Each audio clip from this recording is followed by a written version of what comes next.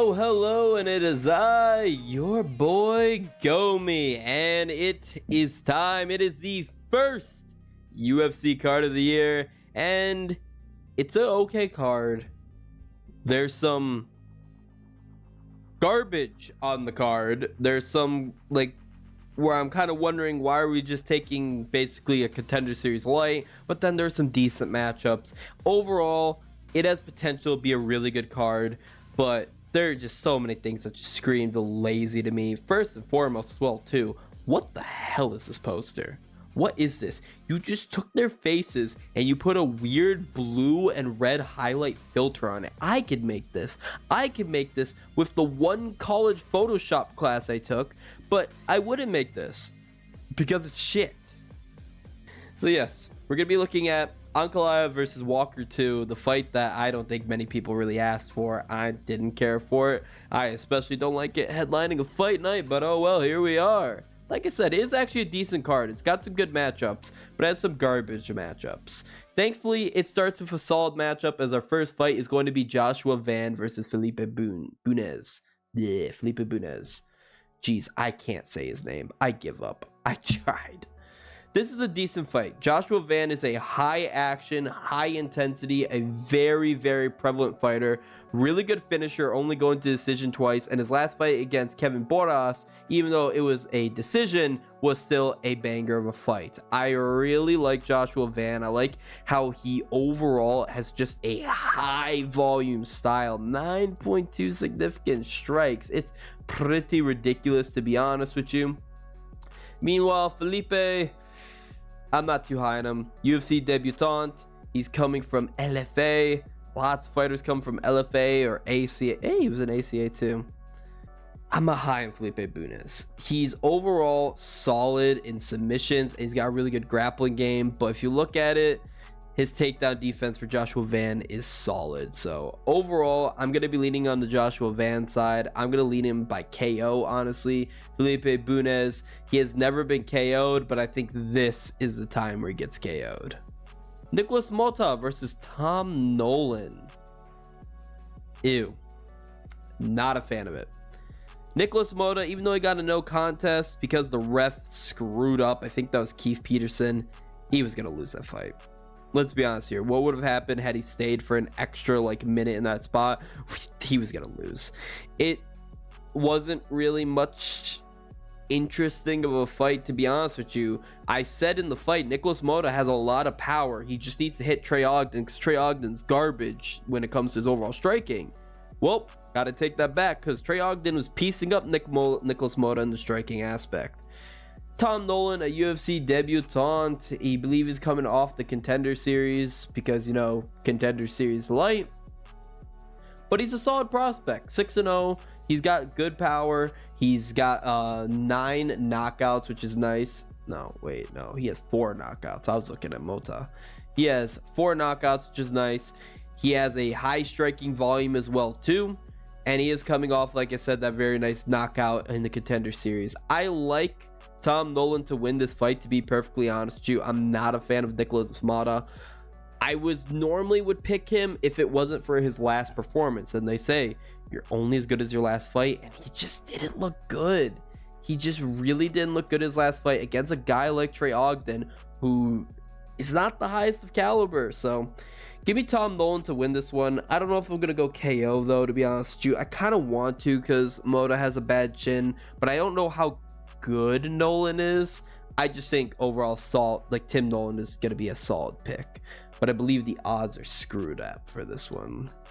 No, yeah, minus 298. That's fair enough. I wouldn't put money on it, but I think that's good. Is going to win this fight's awful. It's horrendous. It is horrendous. This is the fight that I like. When I was looking at this, look at the fights on this card, this is the one I looked at and said, why? Weston Wilson's garbage. Let's just get this out the way. He's not good. Brito, first fight against Brito, dominated. You look how he is on the regional scene. He's not good.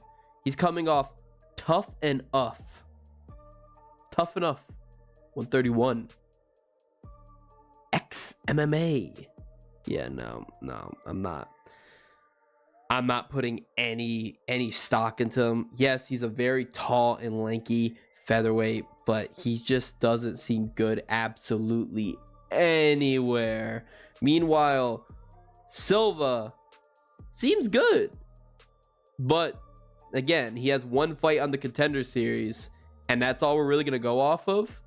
But the main thing about this fight is there's no point to put your money anywhere near this fight. You want to know why? Gene Silva is minus 750, minus 800 on most books.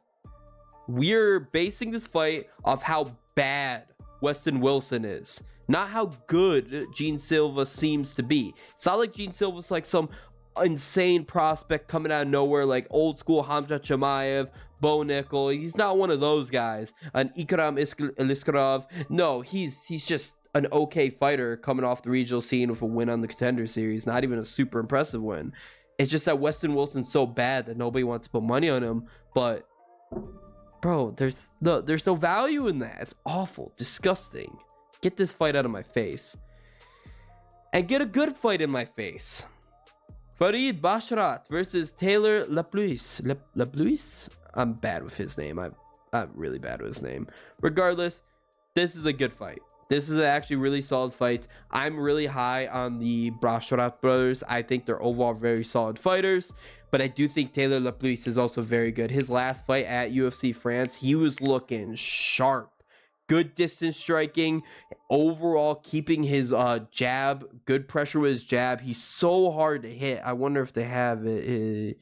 Yeah, he is just so hard to hit. He barely takes strikes. His striking defense is so good. The Basharat, though, could really mix up the wrestling, but Taylor Lapilus has very good takedown defense as well, too. I've been saying for a while, the Basharats, they're going to lose one day, but it's not going to be this person, not going to be this person. Taylor Lapilus can be that person. I am going to be going with my Basharat. Go with the Basharat.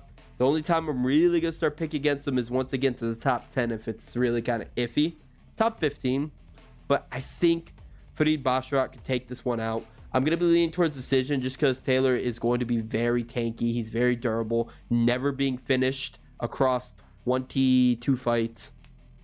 And Basharat, this is younger Basharat. He's a little bit better at getting finishes overall. He has 6 submissions, which is nice, but he's still more leaning towards decision, just not as much as the older Basharat is.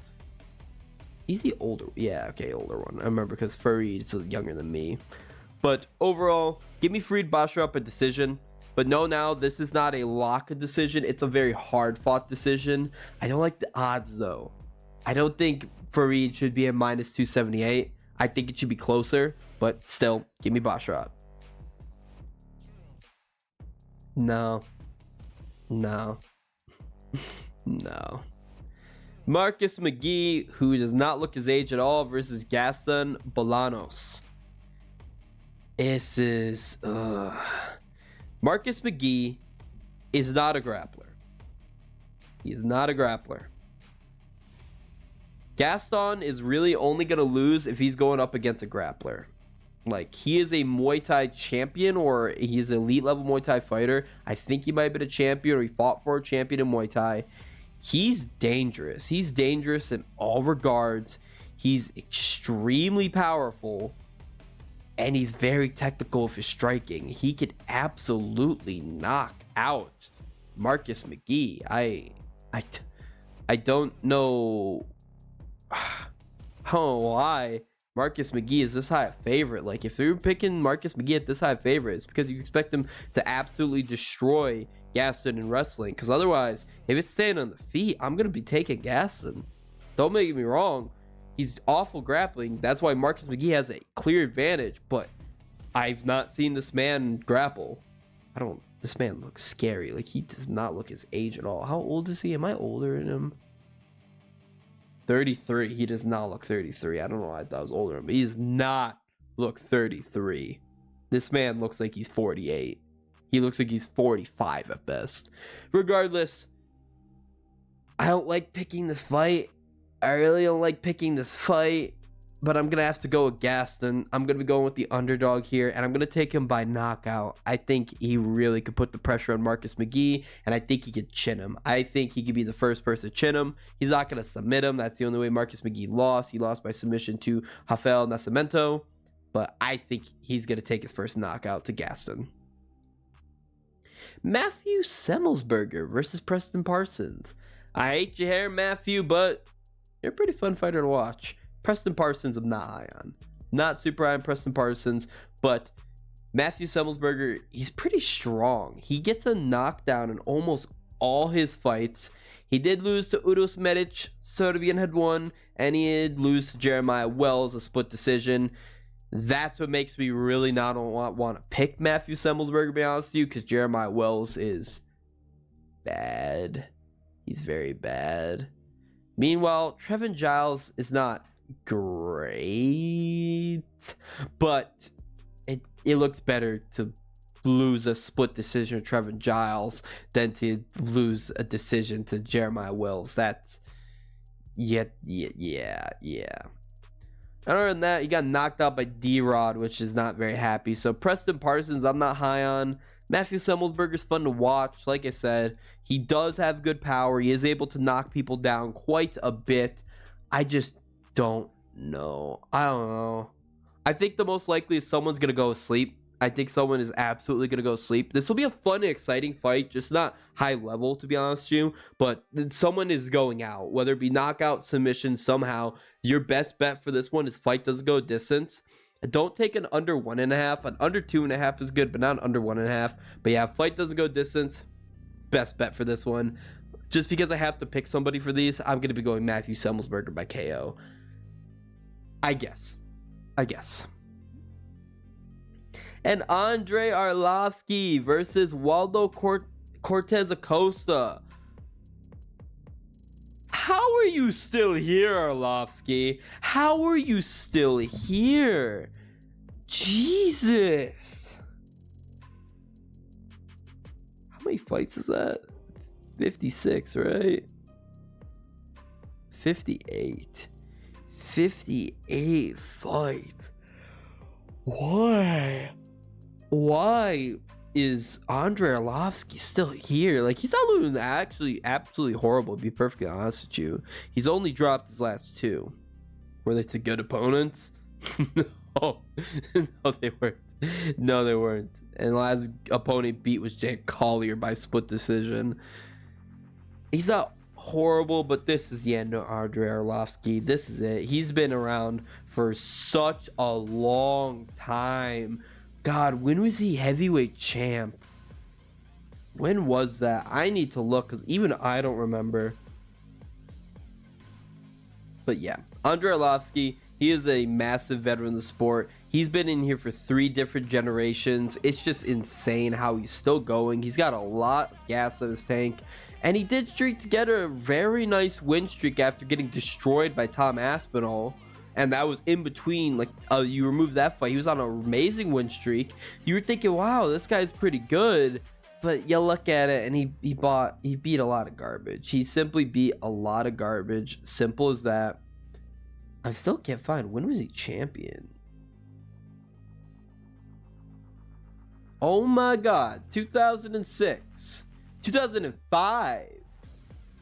2005. Jesus. He was 9-3. Man. Yeah. I think, is that around when I started even watching UFC? I think it was. I first honestly started watching Pride when I was a kid. And then I got into UFC slowly after. And I'm pretty sure it was around then. All I remember was my first card had Michael Bisping on the main card. But regardless, Andre Arlovski, he's too old. Waldo Cortez-Acosta is in his prime, and he's solid. He's very low volume, which I'm not very happy with. He doesn't really throw up much, but overall, he's a very solid fighter, getting nice wins against Brzezinski and Sherman. Forgot. He lost to Sherman. To De Lima. But nice win over Sherman, which is very decent. I think he's a solid fighter overall, not amazing, but he's definitely enough to get past Andre Arlovski. He's just too old, too much, and the best thing about this, like I said, Waldo Cortez-Acosta doesn't really go for finishes, very low volume. Andre Arlovski can't finish people. He is so pillow-fisted at this age. Your best bet is this fight goes the distance or over 2.5 rounds. That's an easy lock, to be honest with you. So give me Waldo Cortez-Acosta by decision. And now we're going to get on to the main card. Phil freaking Hawes versus Bruno Ferreira. Bruno Ferreira is going to run through Phil Hawes. Make no mistake. Phil Hawes, I think, is a better grappler. I think he's a better striker. I think he's better cardio, honestly. Bruno Ferreira only has more power. I truly believe Bruno Ferreira has more power. What does Phil Hawes not have? What is his main kryptonite? Oh boy, he's got no chin. Oh boy, he's got no chin. You got KO'd by Roman Dolidze? Ikram Aliskerov, yeah, he's powerful. I can see getting KO'd by him is no problem. But getting KO'd by a jab from Ikram? And I don't think KO is TKO. I mean, he went flat out. He went flat out. Ikram hit him with a very offside, sloppy jab, and he crumbled like a cake. Chris Curtis, he was beating his ass, and Curtis just one-tapped him, and he died. He went to decision with Chris Dawkins. He beat Imamov, which is decent. I've been saying for a while, Imamov is like a little bit overhyped. He's decent, but a little bit overhyped. But I just... Nah. Phil Hawes, he's good. He's a good fighter, but he's got no chin, dude. I don't know what it is, genetics or something, or he's got a baby chin. But I can easily see him just outclassing Bruno Ferreira for probably a round, probably an entire round. Round 2 starts, clipped, dead. If Phil Hawes goes out too, if Phil Hawes goes out, I know he's not going out like getting like with a TKO or getting dropped. No, I know he's dying. I know he's just gonna collapse and be dead on the ground. There's no other alternative, and I'm just not a fan of like his overall like striking game. Leaves himself a little too open. It's very great offensively, but defensively, like he just allows just one shots. It's usually straights too to come in through and just clip him. While Bruno Ferreira, he's got some solid power to him. I could easily see him knocking him out, especially hitting him with some solid shots, an overhand right, an overhand left, some hooks, just anything. One thing slips through and that's the end of him. So not much else to say about that otherwise, because otherwise, like, if he just had a better chin, I'm picking Hawes every day. But no, give me Bruno Ferreira by knockout. And I'm pretty sure Hawes is the favorite. He's got to be. No, he's a slight underdog. Okay. They're agreeing with me. Because that's the thing. Hawes is a better opponent. He's a better everywhere. The thing is, though, he could just get clipped, one-tapped.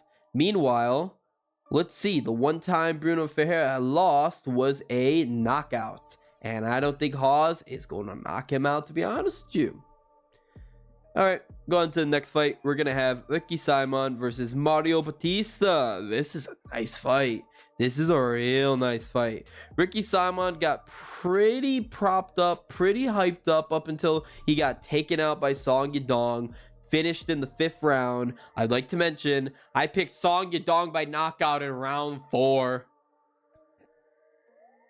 God. Song was about to be my moneymaker because I picked him to lose Corey Sandhagen by knockout in round 4, which I got because of that cut. So I thought Song was going to turn around and get it for me round 4, but no, it's round 5. Oh well, regardless, Ricky Simon looked decent. He looked decent, and he looked decent up until then. He only really dropped to Rob Font and somehow Uriah Faber back in the day. TKO in a minute in. I'll never get that. But other than that, he's put up solid wins against decent opponents. Jack Shore was a very decent opponent to beat. Rafael Sunsao, Brian Kelleher. He's just decent overall. Ray Borg was way too old when he fought him, but still. I believe, yeah, it was 2020, right? Yeah, it's 2020. Meanwhile, Mario Bautista's also looking pretty solid. I think he's a decent fighter overall, on a nice little win streak of 4 or 5, I believe, only to drop in a 1 to Trevin Jones. I like both guys overall. I like Mario Bautista striking a little bit more, but Ricky Simon, I think, has more power, and he has way better grappling. He's one of the better grapplers in bantamweight. So Mario Bautista, not the best grappler, not the best. 56% takedown defense isn't great compared to Ricky Simon offering up a 5.84 takedown average per 15 minutes. So, I'm thinking about it. I'm leaning definitely towards Ricky Simon, but I think decision. I don't think he's going to finish Mario Bautista. I just think Mario Bautista is going to be a little bit too tough, a little bit too durable. And Ricky Simon, I'm not a fan of his submission game. It's good, but bottom game good. And I don't think he's going to be on the bottom against Mario Bautista. He could transition to such to set up something like that, but I don't think he's going to be doing that. So give me Ricky Simon to win by decision. Ricky Simon. His fight pisses me off. Good fight. Pisses me off. It pisses me off. Jim Miller is going to be fighting Gabriel Benitez. I can never say his last name. Jim Miller should have been saved. He should have been saved for UFC 300. Jim Miller has been on UFC 100 and 200. I talked about this in my breakdown video of who should be on UFC 300, and we need Jim Miller to be on UFC 300. But that's only happening if he gets an easy win over this guy. If it's a long, drawn-out war at Jim Miller's age, I don't know. If it's a beatdown for Benitez and he loses, it's hard to put him on 300. Jim Miller needs an easy, quick win. And while I do think Gabriel's not that good, he's scrappy. He's vicious. He's basically an overblown up featherweight, to be honest with you. But he's scrappy. I don't think he's good. I definitely think Jim Miller would win. But I can't see it being a war. Only because Miller's old. But I can also see a world where Miller just goes out there and starts him with an easy KO. Both options are possible. I'm going to be leaning towards the Miller KO side for this. And I think Miller winning is almost a lock. Almost. I'd say it's pretty close. Because Jim Miller eats up sloppy strikers who focus heavily on jiu-jitsu. He eats them up. His last opponent, Jesse Butler, he butchered him. Nicolas Mota, a guy with no real chin, but a lot of power, but sloppy. Miller eats him up. He's still solid, too. Miller only getting one decision, which is a loss to Hernandez. That's the only, loss he's had in a couple years. Jim Miller is still decent. He's not able to scrap with the best of them like he did with Dustin Poirier back in the day. That was a great fight. Go watch that. But I think he can still take on younger guys. Or sloppy guys like Gabriel Benitez, especially Benitez, who just keeps getting knocked out. Sadiq, Quarantillo, Onama knocking you out. It's pretty bad, to be honest with you. He's not a knockout guy. So give me Jim Miller by KO, and I hope Miller runs through. Because not only can we put on 300, it's going to put more excitement about him, and that could be a retirement fight. Please set up a retirement fight for Miller, and give him a scrub. The good guys who could really give him a lightweight are pretty much give him Tony Ferguson at lightweight. Oh my god. Jim Miller versus Tony Ferguson at fucking UFC 300. Sign me up. But Miller needs to beat him. He needs to just run through Gabriel. And the co-main event of the evening, a rematch that I didn't give a damn about. I don't think anybody gave a damn about. I don't know why they made this. Manel Kape versus Matheus Nicolau. I'm not a fan of either guy. And a lot of people are really on Manel Kape lately. I get why. Because he told Israel Adesanya to sit down at a press conference where they're sitting, and he said some shit about Kai Kara France. Kai Kara France would beat Manel Kape. Manel Kape is not that good. I'm sorry. He is getting overhyped. He's beaten Ode Osborne, Zumagulov. And then beyond that, he went to a decision with a Felipe dos Santos. Felipe dos Santos is an Oliveira. You don't go the distance with Oliveira, especially on short notice debut. Come on, man. Nah, it's not that good. Beyond that, he loses to the good guys he fights. He loses to them. He just is not all that. He loses to Pantoja. He lost to Nicolau before. I just don't think he's that good. He's very basic. Good striking, good submission game. That's it. While Matthews is overall just really good at, like he's saying, also very basic. He's a point fighter, fights at distance, fights at range. He can go for a little bit of grappling as well too, but he doesn't go for it as often. He just has really good takedown defense. So I don't think Manel Kape's going to take this fight to ground. I think he'll keep it at striking distance, and I don't think it's going to be a super insane fight, but I think Kape's going to get it this time. Even though I'm not a fan of him, I'm very high on him. I think Manel Kape's going to win this fight. But I think this is the furthest he goes. I think anybody else above him, or like even like a Kai France, because I think Kai France will probably be ranked underneath him if he wins this fight. I think they would beat him. I think we're overhyping Manel Kape because he talks well on the mic. I'm beyond that. I don't give a damn how you talk on the mic. That means nothing. I only care about how you fight. So I think Manel Kape wins this fight, but I think it's gonna be a decision. Main event of the evening. Oh boy. Oh boy. Magomed Ankalaev rematching Johnny Walker. I'm not super excited for this fight. I was very excited for this fight when it was first announced. Not even very. I was just excited. But both guys have kind of made me a little bit soured on some of their performances and some things about them. But I do think Magomed Ankalaev is future title contention, future champion even. Johnny Walker, I think he can go a little bit further, but I don't know. Overall, it's going to be a light heavyweight bout. Magomed Ankalaev is going to be 31 years of age, 18 wins, 1 loss, 1 draw, 1 no contest. He has 10 knockouts, no submissions, so all the people say, he's a boring wrestler. Oh, Dagestans are boring wrestlers. Yeah, no, Magomed is almost exclusively a striker. He literally, I think has only grappled against Jan Blachowicz. That's the only one I can really think of off the top of my head. But yes, 6'3" in terms of height, orthodox stance, 75-inch reach disadvantage, because everyone has a reach disadvantage against Johnny frickin' Walker. He has a 1.07 takedown average, 63.03 significant strike accuracy, minus 525 favorite. Jesus. Significant wins over Anthony Smith, Thiago Santos, Volkan Oezdemir, and Nikita Krylov. Johnny Walker is also going to be 31 years of age, 21 wins, 7 losses, 16 knockouts, 3 submissions, 6'6" in terms of height, Jesus Christ. Orthodox stance, 82-inch reach advantage, Jesus Christ, he's bigger than most heavyweights. 3.87 takedown average. Apparently. A 61.29% significant strike accuracy, plus 375 underdog. He has significant wins over Anthony Smith, Paul Craig, Ian Couture, and Ryan Spann.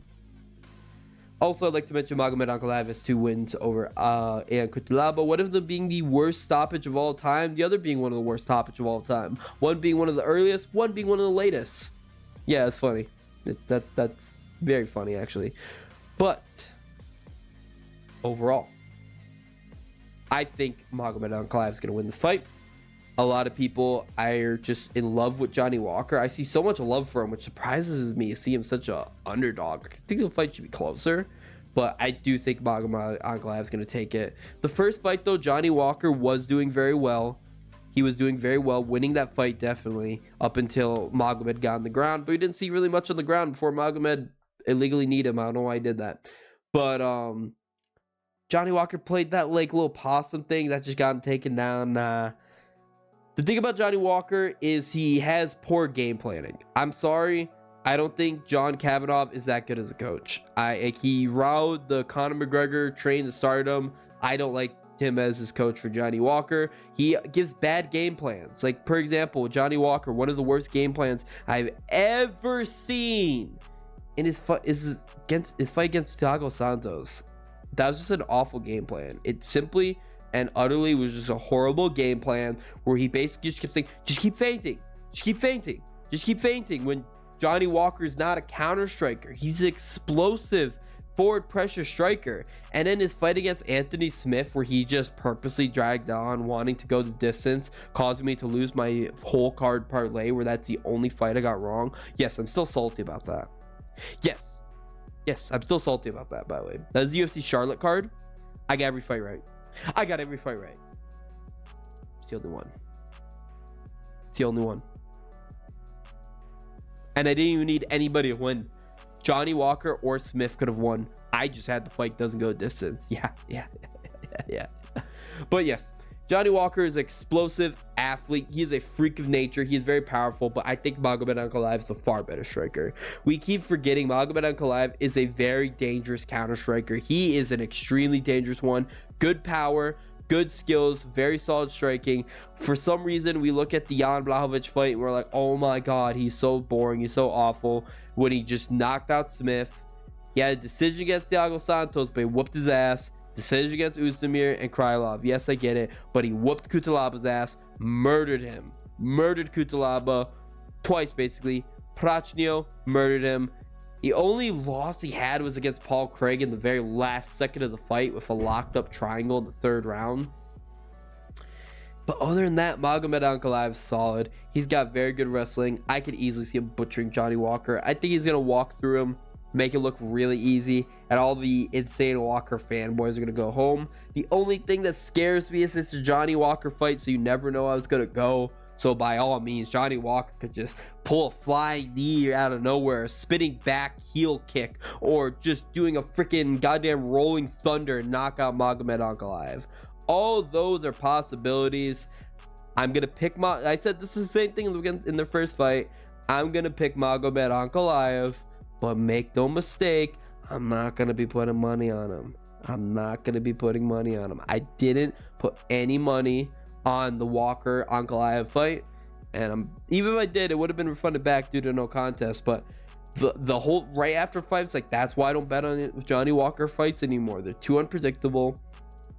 I don't like his predictability, and I don't think he's super insanely skilled as a fighter. I think he's just gifted. He's such a gifted athlete that carries him so hard. But oh well, give me Magomed Ankalaev to win by decision. No, it's give me knockout. I still don't like Walker's chin. Give me knockout. But yes. That is going to be it. Those are all my picks. Please, as per usual, let me know what you think in the comment section below. Are you guys excited for the first UFC fight night of the year? God, I just need to get to February, because January is just not all that, to be honest with you. It's my birthday month, though, so I hope I get some good wins for this month. And I'll be seeing you next week for UFC 297. This has been your boy Gomi. Bye-bye.